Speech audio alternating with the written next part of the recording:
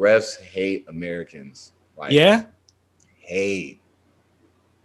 I never got technicals in my career until I got to Spain. They don't like to see you winning. They want to see you in a penitentiary. I need me a little baby who gon' listen. Girl, I don't wanna be the one you again. My mama told me, boy, make a decision.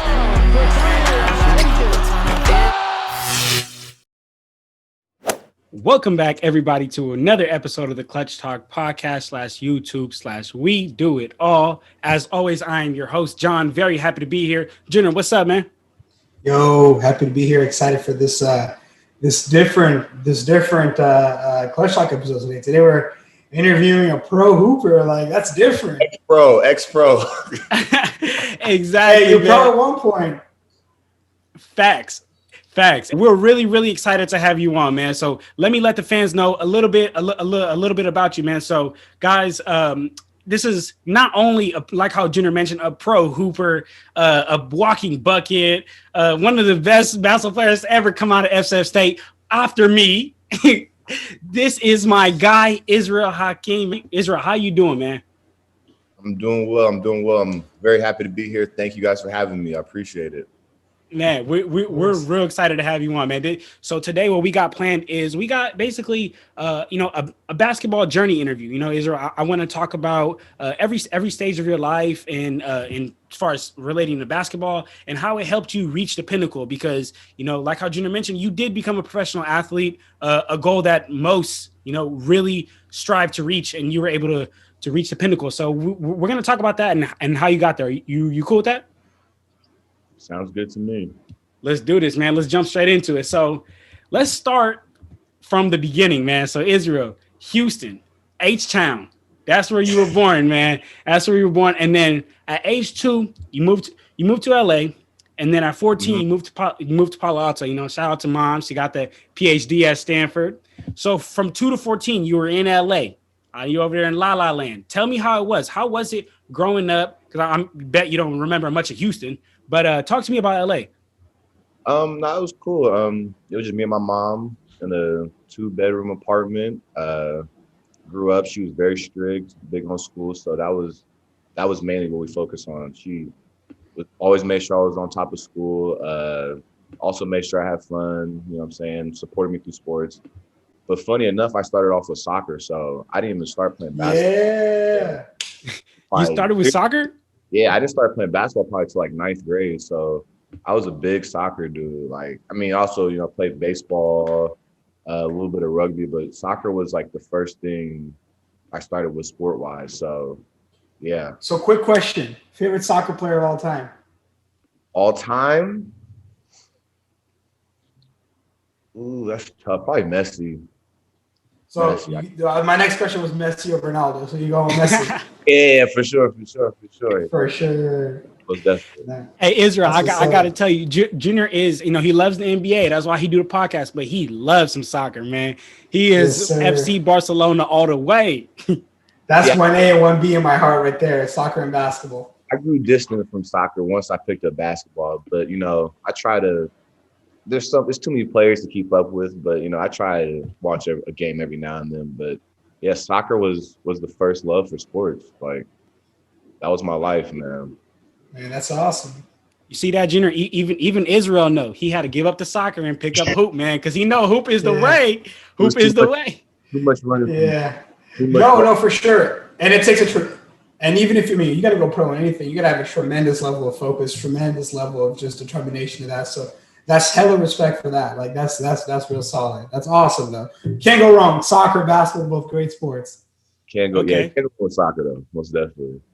Okay, so Israel, so since you started with soccer, what was it like? Do you remember the day, or do you remember what it was, or the moment that you transitioned? Right, like for me, I used to play some football. I remember I got blindsided. I got hit so hard, fumbled it, went out of bounds, and did the whole 9. And I remembered, I was like, man, from this day forward, I am a basketball player. So, is there a moment for you, or what happened to you, Israel? I'd say once I moved to Palo Alto in 9th grade. They kind of the coaches saw me. It was like there wasn't so many black kids, so they saw me. It was like, oh, like he gotta be good at hoop. Like let's just put him on the team. And like, oh, you trying to play basketball? I'm like, I ain't never really played. They're like, nah, don't worry about it. So it was kind of like at that moment, because I think soccer and basketball were the same season in high school. Yeah. So it was kind of like, I was like, let me just see what basketball is about. Like, it seemed what all the cool kids was doing. Like, seemed like a cool way to make friends. Like, so I was like, let's do it, and ended up loving it. But yeah, didn't look back. It was no hesitation. Once I chose basketball, it was just basketball from then on out. So you started your freshman year, which would, this takes us to the beginning of your basketball journey. Your freshman year at Palo Alto High School. So that's where you originally started playing basketball, because you mentioned that you picked it up in ninth grade. I would say organized basketball. I mean, I went to the park every night with my friends, but that was the first time I was on an actual basketball team. Was ninth grade. Okay, so tell me how your ninth grade year was. First year of really playing some organized high school basketball. How was that? I don't think it went too well. I mean, I was always athletic, so that helped, but my skill was really bad. Like, couldn't shoot, could barely dribble the ball. I think I just wanted to play defense and block shots. I think that was my biggest thing, but it was fun. I definitely enjoyed it. Made some friends freshman year. So because I was a new kid, so it was nice to have some people I could hang out with in a new city. So it was cool. Okay. So you just told us that freshman year was tough. All the skills weren't there, but you did it, man. You did it, and you end up becoming the top 100 player in California, man, for high school by the time your senior year rolls around. So tell the listeners, because I'm sure there's a lot of young kids out there, eighth graders, who want to be just like Israel. They want to go play some professional sports, man. They want to be just like Israel, and I'm sure they're listening and they want to know, okay, like maybe I'm not that good at basketball right now, but I want to get to that professional level. So how did you get there? Talk to me about how you went from your freshman year not having skills that you wanted to being a top 100 player in California. California? Stop playing with me, Israel. I did my research. You was top 100 in California by your senior year. I didn't know that. That's for sure. I didn't know that. That's cool. So how'd you make that jump? I think just finding something in basketball that you're good at and just sticking with it. Like, my thing was always defense. Like, I knew I wasn't the best shooter, wasn't the best scorer, but I knew I was going out there and play 100% on defense. And I don't know, you find that one thing and you just stick with it and try and perfect it. And defense was something that was able to take me all the way to overseas, which was cool. Gary Payton Jr. here. I mean, Israel GP. Okay. And Israel, did you choose defense because as basketball players we know that defense out of everything in the game of basketball, it takes like really the least skill. It just takes some grit, man. It just takes that dog in you. So did you choose that because at your freshman year, you felt that you didn't have the skills, or it was just something you leaned towards? It was just something I leaned towards. It just felt good to get a stop, you know what I'm saying? Get a rebound, get a block. It's like, yeah, let's go down and score now. So, and I was fortunate to play with some really, really talented athletes and scorers. So I kind of just found my spot playing defense. That was my thing. And I see you not lying, because I know you had them 5 rebounds and 3 blocks per game. So you was out there like Clink, just blocking everybody, huh, Israel? Okay, I see you. 3 blocks a game. That's aggressive, man. That's aggressive. He was out there every day. Little dudes up in Palo Alto. It was a little dude, so it was blocks. All right. So Israel, so your senior year, you end up being top 100 in California. Did you end up receiving any offers outside of, like, right out of high school? No scholarship. No? Zero. Not even community colleges was messing with you? I for sure had community. I had like San Jose City, Foothill. They would come to practice, but my mom was like, "Yeah, you're not going JUCO." She was like, "Did you want to go JUCO?" I didn't really know much about it. Like, I had never heard of it until, like I said, the schools came and were like, "Oh, you want to come to this 2-year program?" I was like, I have no idea what it was, so I was kind of hesitant. And my mom was like, "No, you should experience the 4-year college experience." So I went with that instead. Okay. So I actually quit basketball. So yeah, because I ended up not having scholarship, so it was like, I'm done.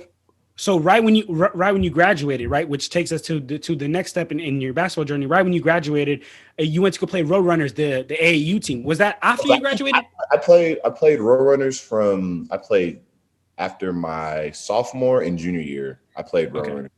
So 2 years. So you But- played. So when you- Go ahead, Jenner. No, I was going to say, so when you took that, no, finish the Roadrunners because I had a separate question. So you can finish I was the just Roadrunners so question. from your sophomore year until you graduated, you were playing for your high school team and Roadrunners. No, so my senior year, I ended up playing. After my senior year, I played for Lake Show. It was like a senior team, basically like dudes trying to get recruited last minute. So it was a bunch of seniors basically playing against other seniors across the country. So that was cool, but again, ended up with no offers. So it was kind of just like, I guess I'm a student now, no more athlete. So was that pretty much your last attempt at kind of trying to get a scholarship was when you played at the, Yeah. you said it was Lake Show? Yeah, for the senior team, that was like my last little hoorah. But I mean, we were good. We won games, but ended up with no offers. That was. And then what made you want to keep pursuing basketball after that? After, because that could definitely be a little demotivating. I was You're done. just like- I was over it. I was like, let me just You're go. done. Let me study, be a student, just figure it out from there. And how did you deal with that? Because a lot of people, have a real hard time with being able to deal with that. And and another part I want you to answer to that question is, what did you decide you wanted to do with your life? Because at that point, you kind of had, I guess, decided that basketball was over. It was tough at first. I remember seeing my friends playing at schools. It really killed me, honestly. Like, especially my first semester, I was down bad. But as I started talking to people in my building in Texas, I realized that there was a lot of people that were going through the same thing as me. So we all had a similar struggle, which was cool to talk to people and share how we were feeling with each other. So that definitely helped out. And then we were playing intramural basketball. It was crazy. We're a building of freshmen. We won the championship for the whole school. So we're being like seniors, juniors, everybody. Like, we were tough. So that was kind of like, at that moment, I was like, yeah, I gotta figure out how to get back to basketball. Like, I don't know how I'm gonna do it, but I really gotta figure it out. So what ended up happening was one of the old JUCO coaches that was recruiting me in high school, I hit him up like, hey, I'm in Texas. I'm trying to come back to California and hoop. What can I do? Because I wanted to leave after the first semester. He's like, just finish both semesters, get your credits, then come back and we'll talk and figure something out. So finished out the year, and I was eager. I couldn't wait to get back to California. Like, I don't know if you guys have been to Texas. Texas, It was one time, and it was so humid. I was right back on the plane. It's different. Like, the people are different, the vibes are different. It's just not California. Not to knock Texas, still love Texas, but it's not California. And then not hooping, it was just like, I feel like I do not belong here. I don't fit in. So. And your mom was still in California at the time. Mom was in California at Stanford, so she Okay. was still back at home. So she was. Oh, wow. She go ahead, John. No. Go ahead. She was supportive at the end. She was just glad I finished out the year. I think that was her thing. She wanted me to finish out the year just like the coach did. So I was glad I was able to, finish out the year, transfer with the 3.0, which was a big deal for me too. So That definitely is a big deal, man. People don't understand. Student athletes, they got to work. Basically, it's like working two jobs, and then sometimes you got another job, man. So Yeah. that definitely is props to you, Israel. You finished that 3.0. But I want to talk about that year off that you took, right? So you went back to Texas, and you mentioned in that year off, you talked to a lot of people, and you played intramurals, and that's what got you to come back. But what kept you motivated? Because, if you hit up that coach in Cali, you had to know in your mind, I got to get working. I need to get working on my game. My game need to be sharp. So when I come back to Cali, I'm a whole different player. So what kept you motivated? Was it the love for basketball? Was it you saw you were killing intramurals, or what was it? Just the love for basketball, man. Like once I lost it and realized I didn't have it, I was like, nah, I got to get this back. Like, I don't care what I have to do. Like, I have to hoop. So a lot of us in the building, we would just go hoop late at night. We'd be at the outdoor course, 1 a.m., humid, just hooping. Like, and it was fun. Like, it was really fun. So it was a good time for me to really, I wouldn't say develop more strength, but being out in Texas, like, the basketball is different. Like, you had to be tough. Like, That's that country strength. I used to get bullied the first couple months because, you from California, like, Soft. Y'all, exactly, y'all soft. So Yeah. to develop some, you know what I'm saying, some physicality and more of like grit to my game. So I'm thankful for my time in Texas for sure. So that was my next question to you. Is that what you feel that you got out of Texas? You know, taking that when you got the grit and that strength, that countryman strength. It's different for sure. I came back, dudes are like, oh, okay, like, where were you at? I'm like, a little more bully ball. Yeah, exactly. And were you not trying to hoop? Did you not try to walk on at the school you were at in Texas? I was over it. I was very over it. Like, I didn't really care for all that. I just wanted to have fun. You know what I'm saying, playing basketball. But yeah, I didn't even cross my mind really to try and walk on or try, because I was already set on coming back to California. So okay. Yeah. Okay. So then let's move on to the next journey, Israel. So you come back to Cali, man, like Biggie. You coming right back to Cali. So let me ask you. I think you answered the question a couple of statements ago. You said that you called the coach. Did you call the coach at Canada Community College in Redwood City, or did you come out here in Cali on a leap of faith? No. I contacted the coach my first semester in Texas. I said, hey, I want to come back. What do I have to do? Like, can you help me? So what ended up happening was I came back to California, started some workouts at Kenyatta. I had really never heard of Kenyatta, some random school on the hill in Redwood City. Started some workouts. I'm like, oh man, like these dudes are like kind of legit. Like, I don't know if I'm gonna make the team. Like, I don't know if I'm gonna fit in. Like, damn, like this is gonna be crazy. Like, did I mess up? I was hesitating, like, damn, did I mess up? Should I go back to Texas? Like, is this the right move? So that really killed me at first when I first got to Kenyatta. But as the summer workouts went on, got a little more comfortable, worked on more skills, I would say. And then, yeah, season started.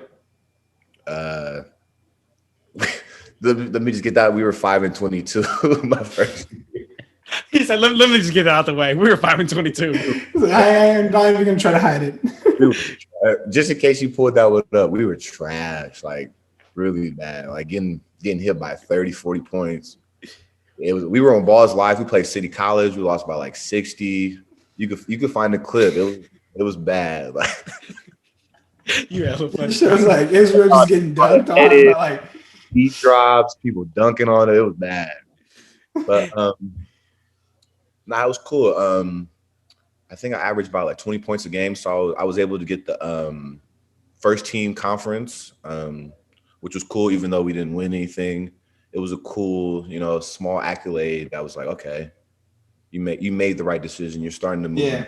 Yeah. So, yeah, we were 5-22 though. It was embarrassing, but but you were getting your buckets, putting up 20 points a game. For sure. You're getting your buckets. You know what I mean? Like the team might be ass, but I'm not. Yeah, for real. We had a great group of guys, like great coaching staff. You know what I'm saying? People that really believed in us and wanted us to be great. So I was very grateful for that as well. And honestly, sometimes that's just all it takes. It's just some time, kind of just playing together. Because honestly, you could have a great team and still have a bad record if you guys just don't have that chemistry, that that flow, that gel. But it seems like the more you play, you just kind of develop that, and then that's you guys are gonna go from 5-22 to 6-21. No, you just you just kind of keep growing and getting better. So the second season though, we had a complete turnaround. We ended up going to the Final Four. I think we only lost like 5 games, but we had a whole new squad. Like we kept only, I want to say like 3 or 4 players from the first year, added a bunch of new dudes, and we were legit, much better team. Turnaround. Then we ended up being the best team in NorCal. So yeah. It was a nice turnaround, I would say, for sure. Okay. And Israel, you keep being super humble, man. You keep saying these small accomplishments, man. These are not small accomplishments. You were a conference player. And if you look up the community colleges in California, you're listed there as a conference player, man. You average 21 points per game, 4 rebounds and 4 assists. That is not a small accomplishment. Shout out to you. Congrats, man, because you were out there doing it. I appreciate it. And that's a consistent basis. Like I don't even be getting 20 points in pickup. Like that's legit for sure. That was like my best year of basketball ever, though. It never happened again. But that first year Kenyatta, I would say was my best year of hoop. Hey, but you did it. So let me ask you this, Israel. Most people don't really realize that, any college basketball, whether it be university, Division I, Division II, community college, is different. It's not high school basketball. It's not your AAU. It is a just totally different type of physical game. The physicality is JUCO is different. JUCO is different. Have y'all seen the what's the TV show on Netflix? On Netflix, The Last Chance U? It's different. Like, people do not make it out. I've seen some of the best players, like, hands down, not make it out. And why do you think that is? Why do they not make it out if they have the skill for it? It's a lot of things. It could be grades, mentality, support, politics. It's a lot of different things that go into it. I was fortunate enough to make it out. And what do you think? What can you attribute to that? Like, what did you use as motivation or keep focus to just make sure you didn't slip into the path of so many other great basketball players? I just wanted to move forward. I didn't want to stay where I was. I knew I wanted more. I didn't know how or where, but I knew JUCO was not my peak for me. I had to keep pushing. I had some teammates. Three of my teammates, Kenny, Krishan, and G, shout out to them. I don't know if y'all gonna see this, but those three definitely pushed me through. We all pushed each other to make it through JUCO. And we were all fortunate enough to transfer to the next level. So I think having those teammates, support from my family, and a great coaching staff also helped. Like, I won't say a lot, but some of these JUCO coaches really don't know what they're doing. Like, they try and run like an AAU program or a high school team. It doesn't work like that. Like, you have to be fundamentally sound. You got to have a good team. You got to know what you're doing. So I was fortunate enough to have all that. Definitely. And Israel, I didn't want to ask you, while you were there, again, like I was saying, most people don't really realize the physicality of the game in college. So did you have like a welcome to college? They have to welcome to the pros moment, and we'll get there. But did you have a welcome to the community college moment where you just stepped on the court and you thought you were about to play some high schoolers, but no, you out there playing some red shirt 26-year-olds. Exactly. You're playing grown men. People don't realize that. You're playing like 25-year-old. That's been red shirting. Yes. That are just like, okay, let's go out and hoop. I think we played, my first year we played Sac City. I'm like, oh, like, Sac ain't got no hoopers. Like, Kings suck. Like, oh, it's cool. The Kings suck. Came out. I had like 3 fouls in the first 2 minutes. I was like, oh yeah. This is real. Like, this is not no pickup ball. This is real basketball. So I think at that moment it was just like, okay, I can't get away with stuff I got away with in Texas or in high school. Like, I gotta really be on my stuff. And was there a period of adjustment? And if so, like, for how, like, were you like not playing as well as you should have because you weren't used to the physicality? The whole first year was just kind of a whole like learning experience. Like, every game was like, okay, let's see if this works. Let's see if this works. You know what I'm saying? Let's see what these people are doing. Like, you start to build confidence too. I think that was part of it, was just getting the confidence. Like, I was nervous. My first couple of games, I was nervous as hell. Empty gym though, but still, it's like these dudes are windmilling and warm ups, like pulling up from half court. Like, this is not normal. Like, these dudes are serious. Like, they're competing for the same stuff I'm competing for. We all trying to transfer. So I think as time went on and more towards my second year, I realized, okay, like, it's time to go. Like, this is the last run right here. You got to cross the finish line. You can't get stuck out here in JUCO. You have to make it out. But besides that Sac State story, what do you have any stories of anybody cooking you cooking somebody? Just any stories of y'all that are funny moments or whatever. One story. So my first year, we had this dude. I'm not gonna say their names. Great player, awesome dude. You know what I'm saying? Great guy. Coach cut him. I still to this day, I don't know what happened, but our coach cut him. So we go to a tournament in Shasta, and this dude walks by, like, random dude. He must have known the guy got cut. And he like, oh, like, where's so-and-so at? they're like, oh, we cut him. Like, he's like, y'all cut him? Like the best player? Like, oh, y'all, you're like basically you drunk. Like to the coach, like you're drunk. Like, what are you doing? Like, so whatever. We go, we play our first game. We play Shasta, get 20 popped. We're new, we don't know any teams, whatever. Come to find it, Shasta's like the worst team in the state. Like, we're known for being like the worst team. I was about to say that, dog. The dude come up to us after the game is like, damn, y'all lost to Shasta? Like, y'all And y'all cut him. hey, y'all might as well get on the bus. We had 2 more games. Y'all might as well go back, take that AR drive back home. Like, so it was that was a funny moment. I'm trying to, it's so many JUCO is just like you can't explain the things. Can't escape that life. You can't even explain it. Like if I told you things, you'd be like, damn, no way. Like it's just like things like literally on the last chance you is literally the JUCO experience. Like dudes like coming out of jail, 2 strikes out there hooping, dudes with ankle monitors. Shout out KCP. Shout out KCP, man. We about to trade. We'll get to that later. We're gonna trade him though. We need to trade him. We're gonna get to that. It's just like things I saw coming from. I mean, Palo Alto is like a, you know what I'm saying, a pretty wealthy area. So coming from that and going to JUCO, it was a shift of night and day. Like, wow, like this is crazy. Like It's a totally different lifestyle. And let me ask you something real quick. We're on road trips, 3 of us in one bed. It's like, come on, man. This is crazy. Like, this is different.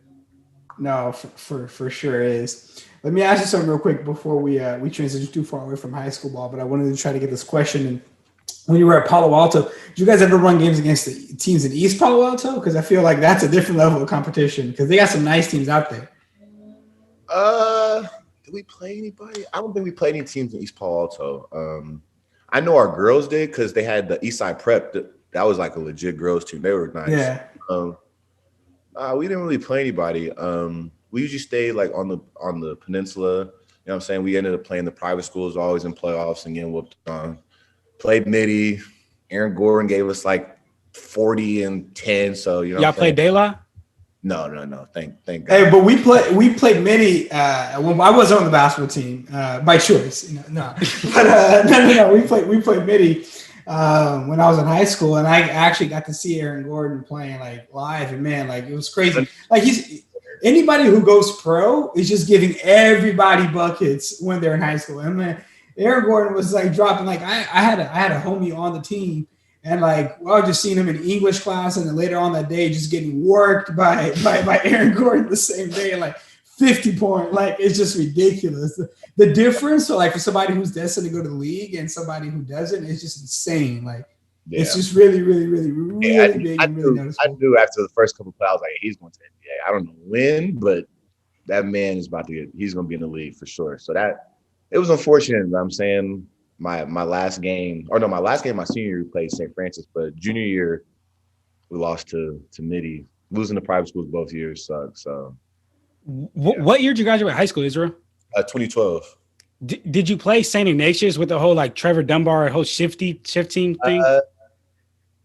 We didn't play SI, but my best friend, he went to SI. He was the point guard that played with me at Kenyatta. Kenny, he went to SI, so he was actually really cool with them. But no, we didn't get a chance to ever play against SI. I wish we did. Because I remember like around that time when like Yari's Finest and Ball Is Life was huge, and the whole shift team, they was crazy about that, boy. Yari's Finest was crazy. That shift team was big. That was huge. Big move. And the mixtapes were hilarious. That was the dream of high school. You'd be like, damn, I want a mixtape to the game. I want them to come to the game. They never came to our games though, but it was always cool to watch them. It was definitely some motivation. Like, damn, like let me try this. Let me work on this. So that was cool. Definitely. But all right, so before we move on to the next section in your basketball journey, when you really hit that collegiate university level, Israel, tell the fans or anybody that's listening out there, because there's a lot of people that are stuck in that horrendous JUCO cycle. Well, you you go and you can't make it out, and then you can't do this and you can't do that. So you're just kind of stuck. So, and you being someone that made it out, what's advice or, piece of advice, couple of pieces of advice that you would give somebody that's in that JUCO life right now, struggling, grinding like how you were? Hey, you got to stay down. Stay down. You know what I'm saying? Don't hate on anybody. That was my thing. Like, you can't hate on your teammates. Like, everybody's going to shine eventually. Your time is going to come. So you got to just stay down, stay level-headed, and just grind it out. Okay. Another thing is I see a lot today with kids is everybody set on that D1. Like, I got to go D1. I got to go D1. Like, don't do that. Like, people, I agree. People sometimes will turn down a free education just because it's D2. I'm like, what? They sold on D1, D2, D3, NIA. If you get to play college basketball, you're in that top percentile. Not a lot of people. That's insane, bro. Like, some people don't even play high school hoops, let alone college. For sure. It's a small percentage. So if you have the opportunity, take it. Don't settle for that D1. I mean, obviously, what I'm saying, if you have dreams of pushing for D1, but push for it. But eventually it's going to be time to be realistic with yourself and your game. Like, D1 might not be the option. Okay. I feel that. I respect Israel. So next step in your hoop life, you did it, man. You made it out that scary, vicious cycle, that JUCO cycle, and you did it. You transferred to Step State, man. San Francisco. Go Gators, man. Go Gators. So besides getting cooked by me daily, how was SF State basketball? SF State was fun, man. Like, it was a last minute decision, but it was fun. Like, I enjoyed it. Growing up, I didn't really go to San Francisco much, so I didn't know much about it. So it was definitely a new experience. But it was nice to stay close to home, have my family and friends local so they could come to games. It was cool. I was a little older too, so I could, go out and experience the city. Definitely. I can speak from a third party's perspective. Israel was walking around campus like that guy. Israel was walking around campus like that guy, and he would pull up to the Mashouf with his little low top Kyries. And I had the same ones. He would pull up to the gym, got the backpack on, knowing he's like, who gonna pick me up? I'll have to give everybody the work right now. That was after I was done though with SF State. That was when I was finishing up my last semester, I think. Because the Mashouf wasn't done till the end of my senior year, I think. That was when you were trying to finish up the degree, right? Yeah, I was trying to finish up. And then you was on fucking intramural teams. I was pissed. I was like, why is Israel on intramural teams? This shit isn't fair. They didn't. My first my senior, they didn't let us. Once we finished, they're like, oh yeah, you guys can't play. Like, we had to like really take it to the board, and it was a whole. You remember that tall ass Indian brothers, the two brothers that was over there? Gosh. Yeah, them niggas, they always just try to play too. I used to be like, bro, you niggas is 7 feet tall. Like, why are you here? I used to be sick, bro. We used to always lose to them. Nah, intramural basketball was lit. It was like, fun. The gym would be popping. They had the music. Packed for the late night game upstairs too. More packed than our games. The intramural games were jumping. Like, Facts. So Israel, right? So we just talked about community college, and welcome to that next level basketball. But college basketball, this for real. You know what I'm saying? You don't even got the scrubs who didn't make it out of JUCO. Yeah. These are the guys who has been serious about basketball, man. So did you have a welcome to the college basketball moment, man? Whether physicality, skill, or whatever?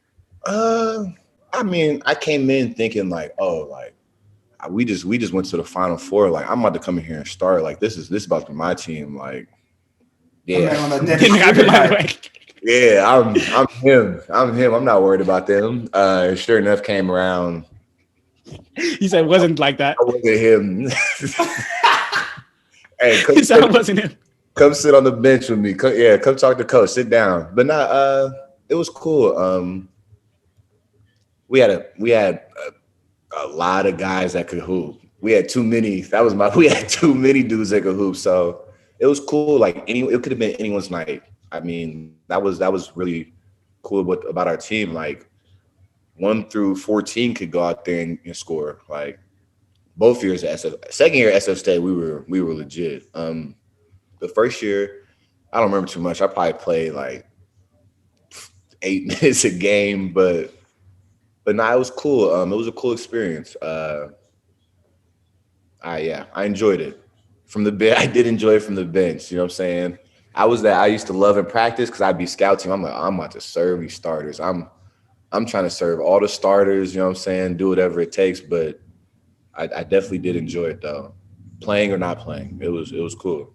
And what was your favorite SFSU moment, right, or game, or whatever it is, like how you mentioned that story at JUCO?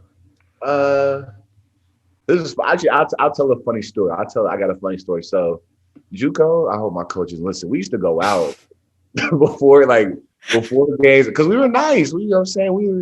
We were winning games. We would go out the night before, night after games, like party, whatever. That was JUCO, party after games, party before games. So I'm like, yeah, like I'm used to that.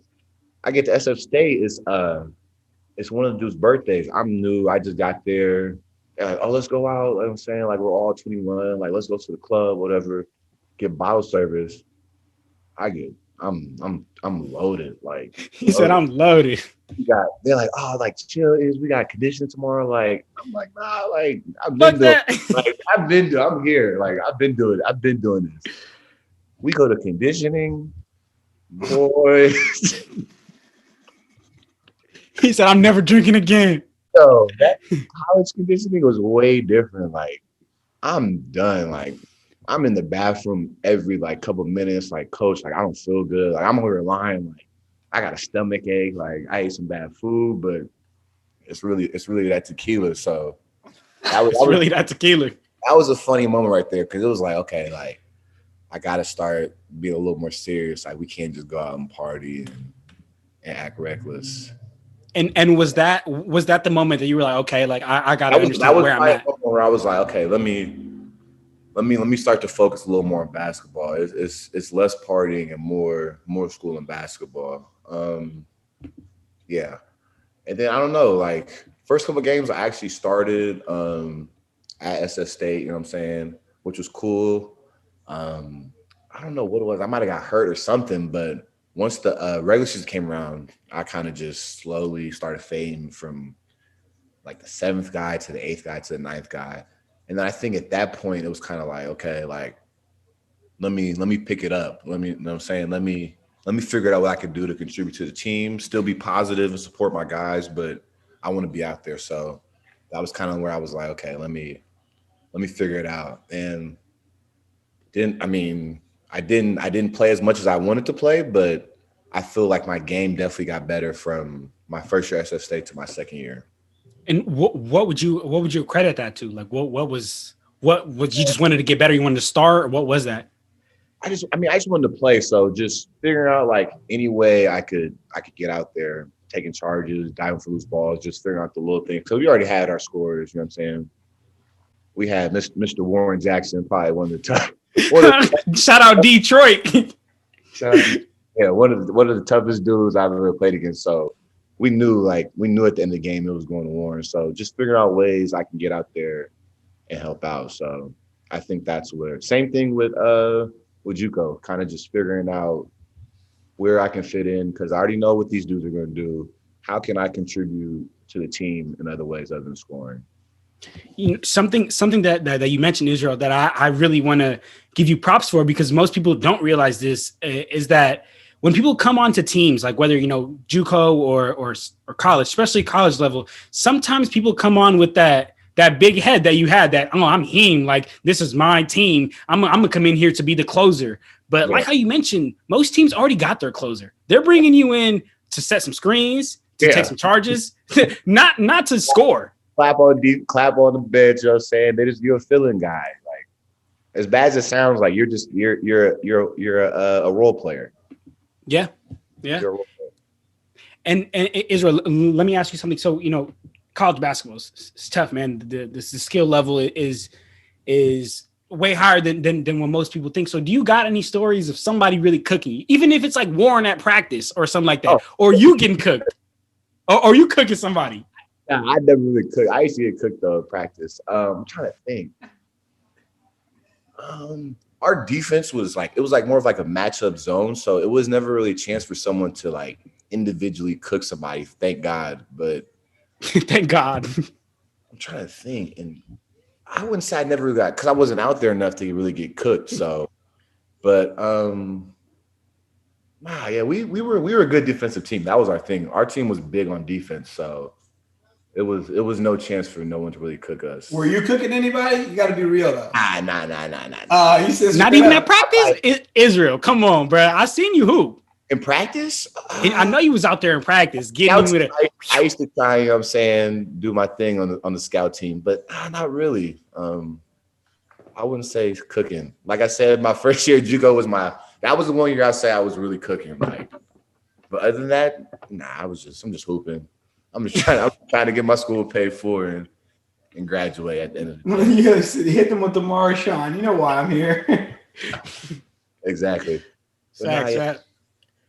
But our second year, I would say we were the best team in SF State history. Like, hands down.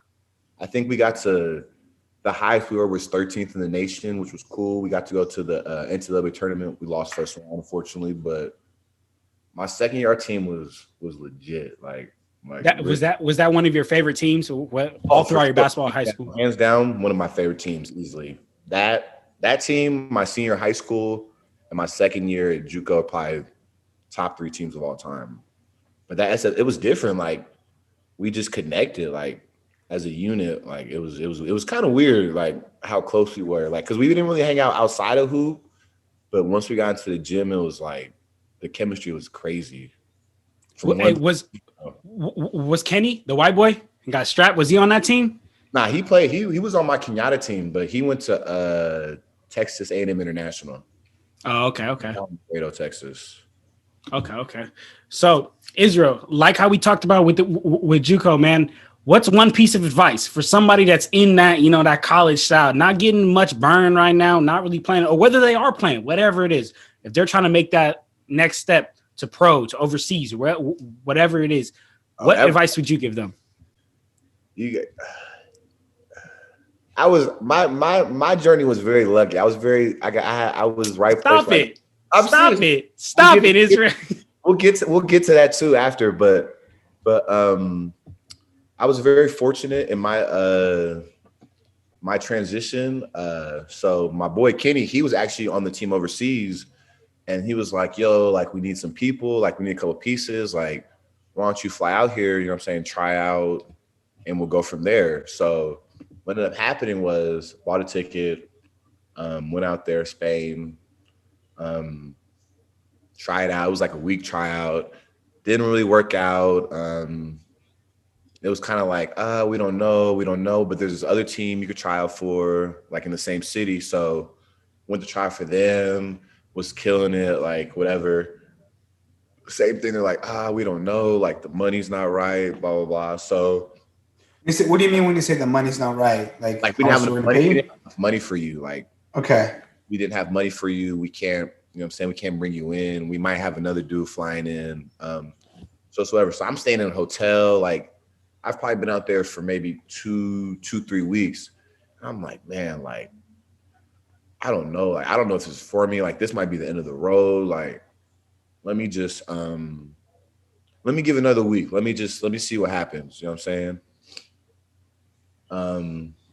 Give another week. I'm going to the game. So with the first team that I tried out for, my boy Kenny's team, he on basket. I'm going to the games, like trying to be supportive however way I can. So what happens, a dude ends up getting hurt. One of the older dudes gets hurt. And they're like, damn, like, okay. Like he's here, you know what I'm saying? Let's just sign him. So fortunate enough, I ended up getting signed. And I got to play, I want to say the last 9 games, or in the last 9 games, and I got to play a playoff game. So if dude never gets hurt, who knows, you know what I'm saying, what happens. So it was just right place, right time. And I just had to take advantage of the situation. It was fun. Like playing back with my old JUCO teammate, 2 other Americans we had, a couple Spanish dudes.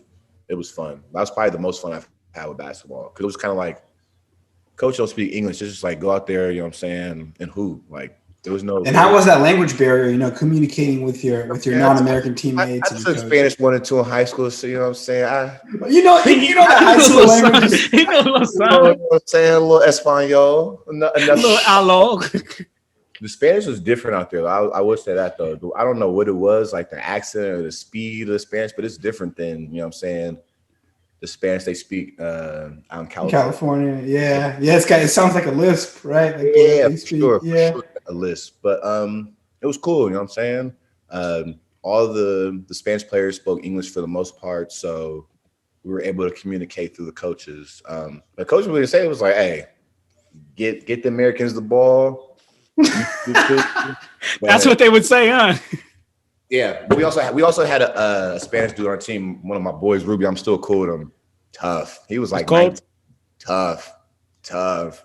Baby Luca, tough. It was cool. Like, Hey, baby Luca. That man's 20 years old.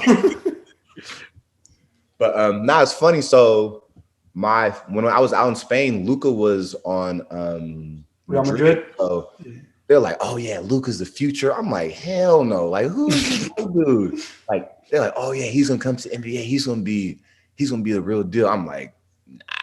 Like, Nah. we got LeBron, Steph, KD. He's like, nah, Luca. They all like the whole city's like Luca.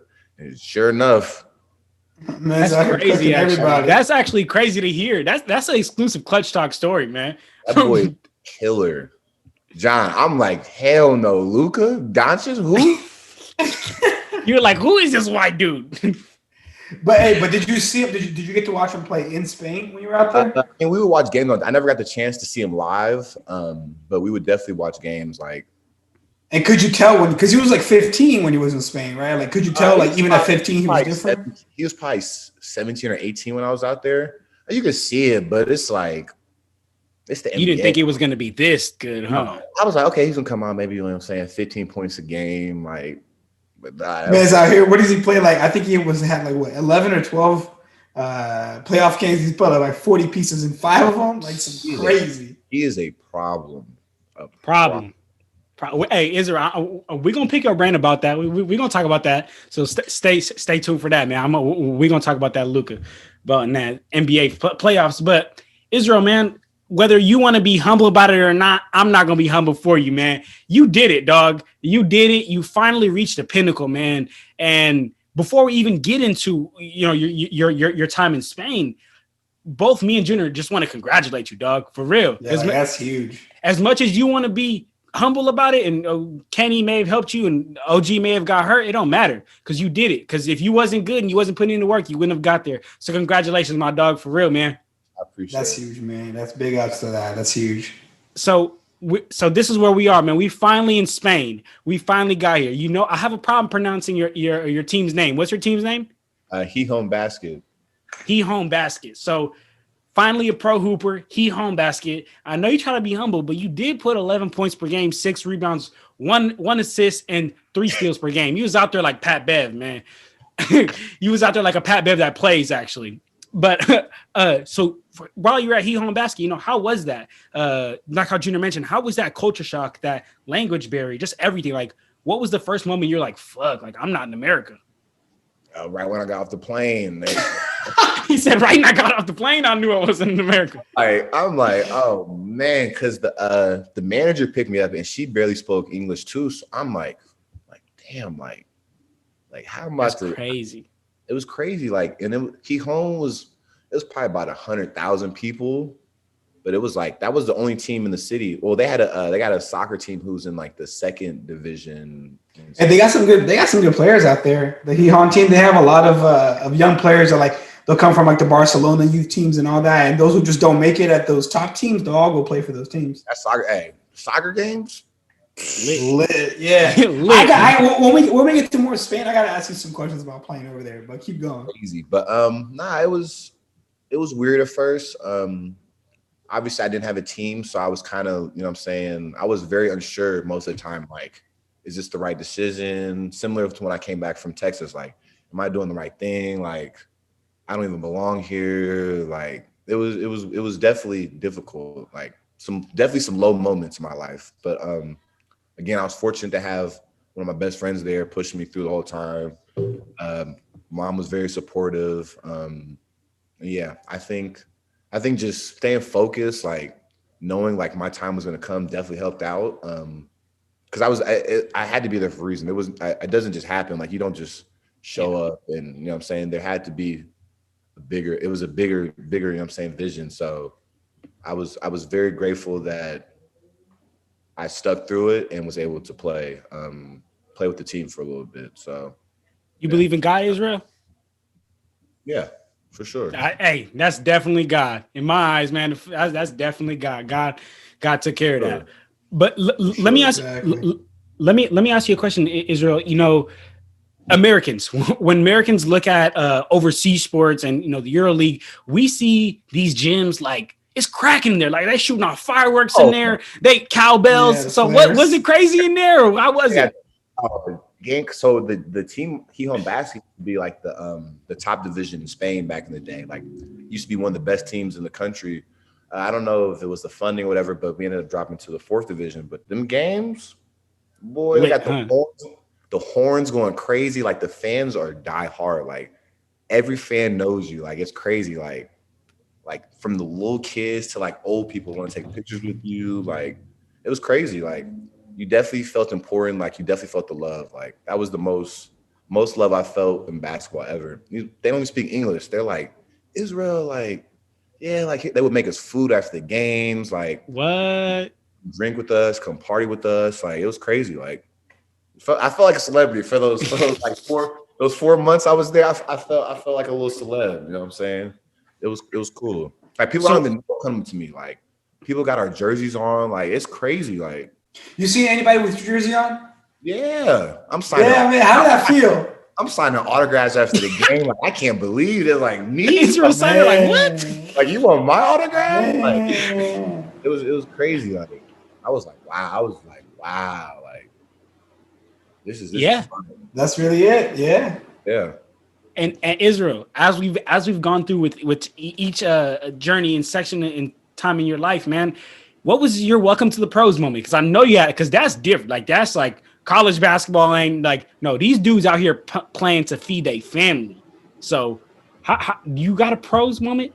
No, I mean to be honest, it was the basketball. I wouldn't say it was easier, but it was just it's hard. The game was just different. Like it was just I don't know. Like the dudes weren't as athletic. It was more they were more skilled than athletic. So I was fortunate that I'm athletic. I was able to get around a lot of stuff, but the dudes were fundamentally sound. Like I'm talking about, pump fake, jab step, like really skilled. So that's what I would say was the difference. Like having to slow my game down because the game is a lot slower out there. Like it's not. Yeah. I mean, you see how Luca plays. Yeah, exactly. That's how everybody wants to play like Luka out there. So definitely having to adjust that.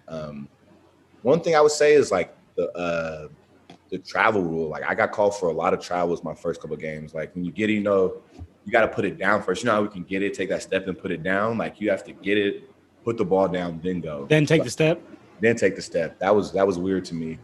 And then the goaltending, that was weird too. Like you could hit it off the rim. Like if it's on the rim, you could dunk it. Like that was also a big adjustment for me too. Like if it's on the rim, dude could just, what I'm saying, just Snag it off. Yeah, I'm like, damn, goaltending. They're like, no. And the refs are terrible. The refs hate Americans. Like, Yeah. hate. I never got technicals in my career until I got to Spain. He's just like, fuck. Why just getting texts all over? quick to call a tech. Quick. Don't speak no English. We'll give you a tech right away. He like, what? What did I do? Tech. We think you said something bad. Like, give him a tech.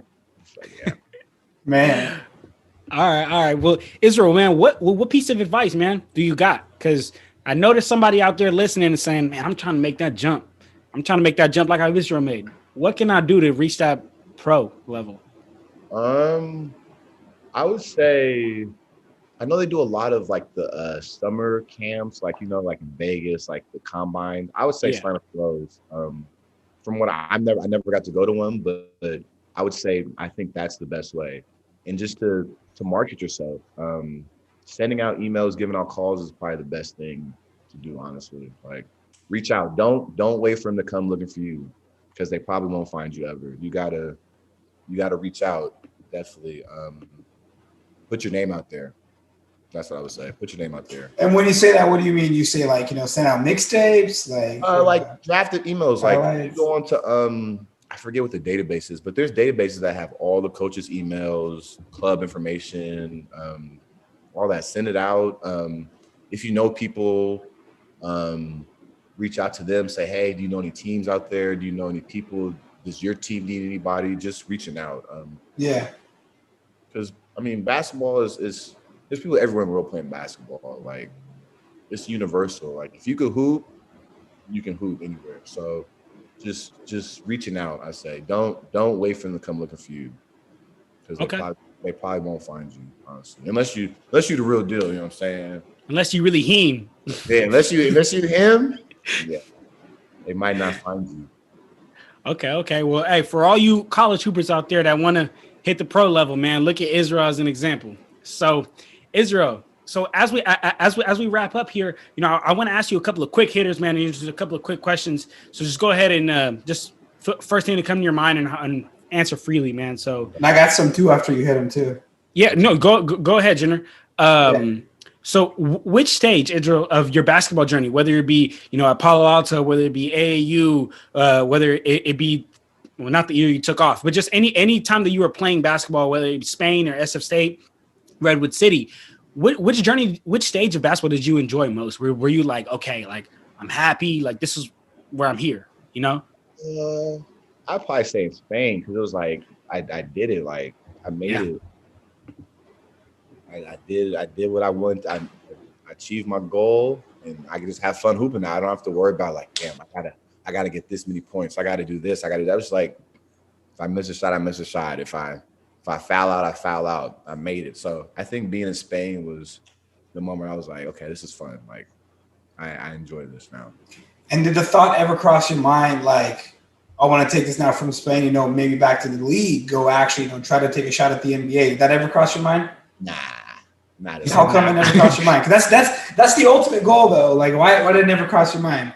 Nah, I was like, I just want to play. My goal was just to play at the highest level possible, become a pro. I wish I would have stuck with it longer, you know what I'm saying?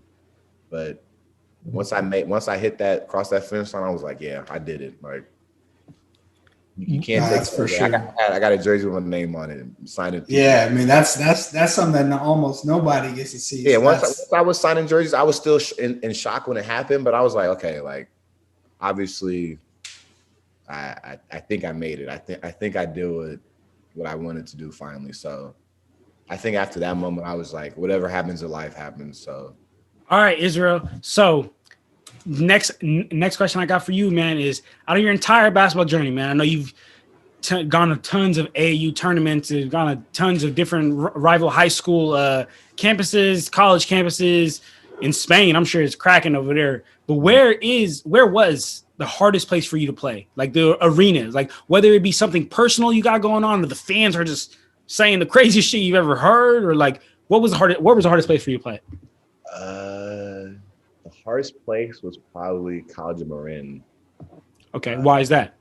That was the I want to say it was the Elite Eight to go to the Final Four my second year in JUCO. Packed. It's a small gym, but packed though. Like, yeah, you can't hear anything. Like, it's people like on the sideline, baseline, like on baseline.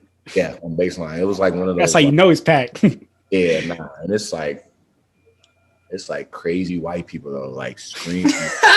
He said, "Just my man was just playing against the Utah Jazz and they didn't even know it." Yeah, it felt like we was in Utah. Like it was just being heckled. Like you can't hear anything. Like, and it's a tough game. I'm gonna say they were like the second seed, and we're like the 8th seed. So it's their home game. So I'm talking about I can't even hear coach. Coach is flustered. We're flustered. But it ended up coming down to the wire. I think we won by maybe 1 or 2 points, but that was probably like, was nervous. We were all nervous. I remember telling my boy, like, yo, like, I can't do this right now. Like, so let me ask you something, Israel. So did you? A lot of people don't get that chance, to play in front of hundreds and hundreds of people, even thousands of people. Did you? Because some people say that it amps them up, it gets them like, hell yeah, let's do this. But some people get that jitters and shut down. What did you get? I got jitters and shut down because it's not your gym. Like it's everybody else against you. Like it was probably maybe 500 people in a little gym. Like, that's crazy. It's 515 against 8 or 9 dudes. So it's like damn, like this is tough. Yeah. It depends. Makes a difference. I'll say SF State though, like when we have the TV games, They be cracking that state. they don't know the TV games get packed. So I would say that's when you like feel amped up, when you got people, cheering for you, supporting you. But yeah. But it's tough going on the road and everybody screaming at you. And I'm a younger, I'd probably say now I can handle it, but as a younger, like I was probably 19, 20, like trying to respond to what they saying and all that. Huh? It's hard to tune it out. And yeah, I bet. Defense, got down, score, execute. It's tough. So I say, yeah, that game of Marin was the one. That was the one. That's different. So let me ask you then, between the point where you almost, kind of gave up on basketball when you were in Texas at first, and you said you weren't playing anymore, you were done, after high school, when you played at the Lake Show and you couldn't get those offers, to the point where you were in Spain. Like, so how many years was that span, that journey? So that's from I came back 2013. So 2013 to 2018. So that's a 5-year journey. So you went through a lot in 5 years. Man, that's a long, even more hats off to you, Israel, because you kept strong. You held it down, man. That's a long time. Most people give up in 30 days. Yeah. That's inspiring. So in your whole time that you've played, even then high school, if you want to count that too, who's the best player you ever played with? Like I gotta say, who's the best super you ever played with or against? Hey, Israel, be humble. Besides me. Besides John, can I do a top? I do a top. That's tough. You could do a top. You could do like, if I had to say, so like Israel, like best point guard for sure. Warren. Warren was clean. Warren was nice. I'm not gonna lie. Warren was nice. You've seen him, JR. That boy. He's different. Like a bucket. Like anywhere. Bounce. Like nah. Yeah. And what is he doing now? Is he still playing? I think he's back. I think he's back in Detroit. He comes back and forth between California and Detroit. But okay. I really nobody on my team's hoops anymore, honestly. That already answered my next question. Damn. My next question is if you knew anybody who went pro. I got a couple, but back to the tough. It's probably Warren, Aubrey Dawkins. Played with him in high school. A good friend of mine. I don't know if he played at UCF. I don't know if you guys remember when UCF played Duke in the tournament when they had Zion. When they played, so he played at UCF, and they ended up playing Duke in the almost like the Sweet 16. He ended up going for like 34. I'm serving. Damn. So I was giving Zion buckets. Oh yeah, he was giving Zion, RJ, and what's the other dude they had? Who else did they have on that team? Somebody else. They had 3 dudes that got drafted, but he was giving them all buckets. He had like 34. Tough. So I say him. Who else? My boy Ron G. Rondell Goodwin. He probably I give him number 1 all time. He played with me at JUCO. He's in his, I'm gonna say his 6th year overseas. He just got back from Qatar. Went to Chaminade. Was first team All Maui Invitational. So he was working UNC, like all those D1s giving out the work. So I'd probably give it to him. And what about best player you ever played against? Played against? Yeah. Again, besides me. Ooh, that's tough. I'm trying to think. Played against, probably, you know what I'm saying, Aaron Gordon. I'm sure we played a handful of dudes in AAU. The Soldiers, anybody on that Soldiers team. The Soldiers team was nice. Every Soldiers team is I nice. don't even know why we signed up for them tournaments just to lose. Them dudes is different. Yeah, anybody on them teams. Trying to think who else. Who else do we play against? I mean, shit, Aaron Gordon is a pretty good shout. That's a pretty good name. Yeah. It's gonna be hard to top that one. It was one dude at UC San Diego. What was his name? Kawhi Leonard. Nah, UC San Diego is D2. What was his name? Adam Clee or something like that. Lefty, white dude. Cold. He's just Cold. Ooh. Oh, because we never beat UC San Diego. That was the one team that always got us to SS State. So I would say, yeah, he was legit. Okay.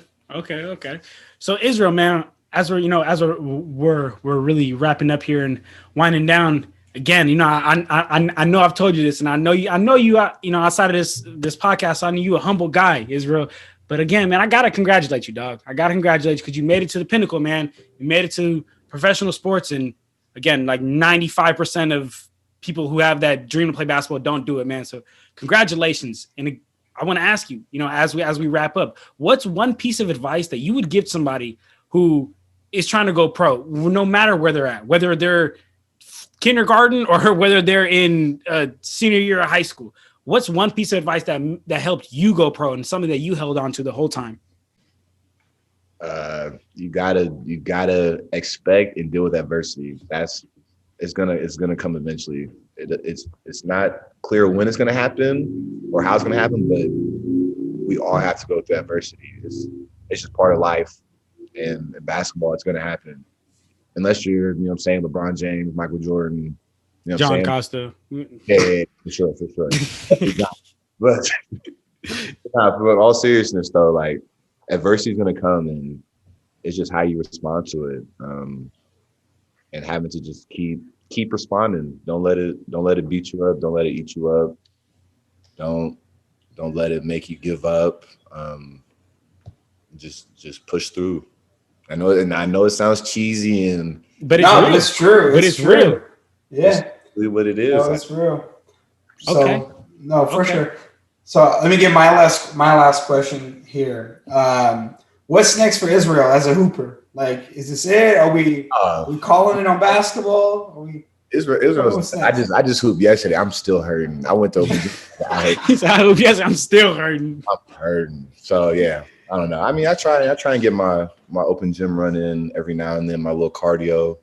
But yeah, it would be nice, you know what I'm saying, to find a little. I mean, I joined up for a little men's league, every now and then, but that's probably the most you get out of me. I'm transitioning to becoming a teacher. Got my first offer, so I'm start teaching in the fall. So, man, that's what's up. Congratulations. Hey, Israel, I got a max contract for you when I put together my men's league team. I got a max contract for you. 4 years. You can have whatever you want, whatever jersey number you want. Just play on my team. What do we play? Where at?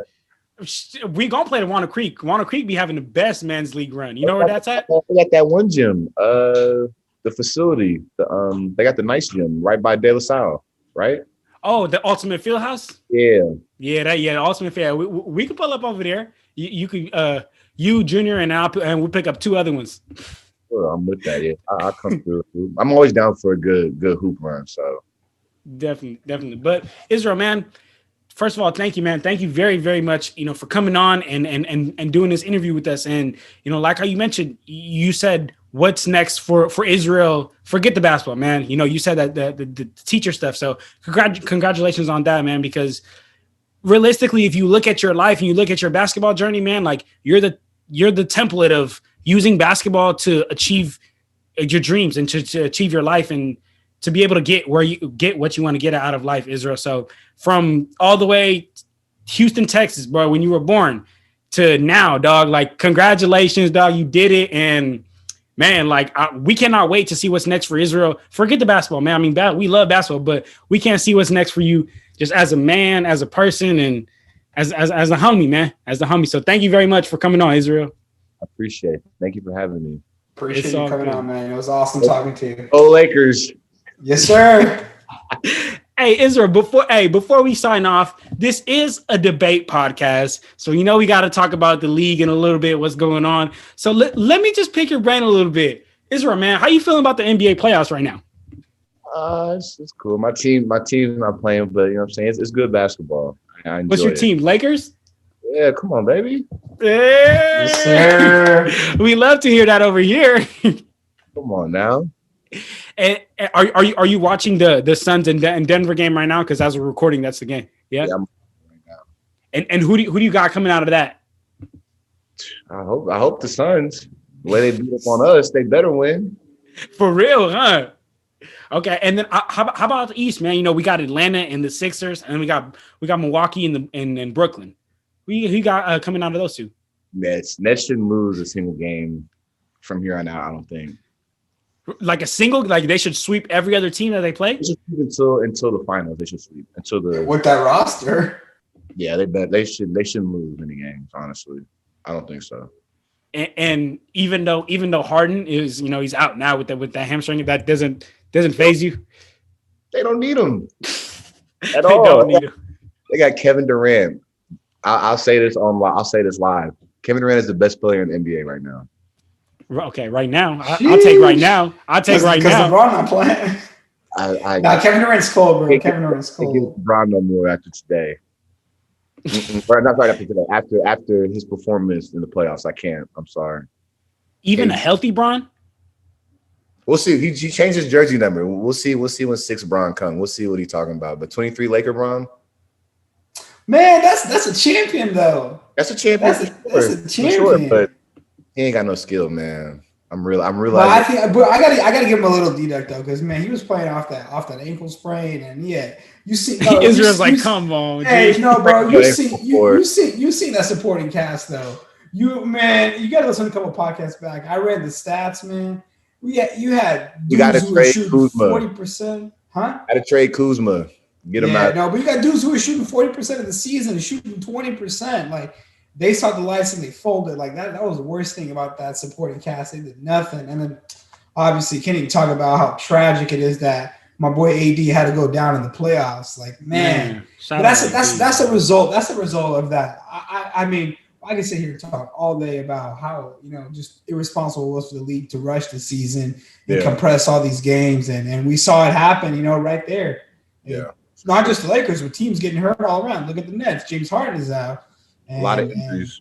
And that's why I give so much credit to Nikola Jokic, man, because he was one of the 4 teams that went deep in the playoffs last year, and they're still there. You know what I mean? Even though they're losing to the Suns right now, they're down 1-0. They're still out there, and none of the other 4 teams are. The Heat are gone, Lakers are gone, Celtics are gone. Yeah. So Israel, man, as for last question. The pod, so we don't want to take up all your time. We know you got a whole lot of pro contracts to go sign. So Israel, man, let me ask you this last question, Israel. Out of all the teams that's been eliminated so far, if they don't all come to your head, I can read them off to you. Which team to you is most close to being one piece away from being a championship? Do you know all the teams that have been eliminated so far? Or you want me to read them off to you real quick? Mavs, Lakers, who else? Grizzlies, Wizards, Hawks. I mean, not Hawks. Sorry, not Hawks. Knicks. They probably gonna eliminate it though. Knicks. I say the Mavs. The Mavs. Mavs are one score away from a championship. And who's that scorer? I don't know. They need somebody who could really go though. I don't know who it is, but they're one piece away, I think, for sure. Okay. All right. Definitely. Well, we're gonna have to stay tuned to see, man, because we got these finals coming up.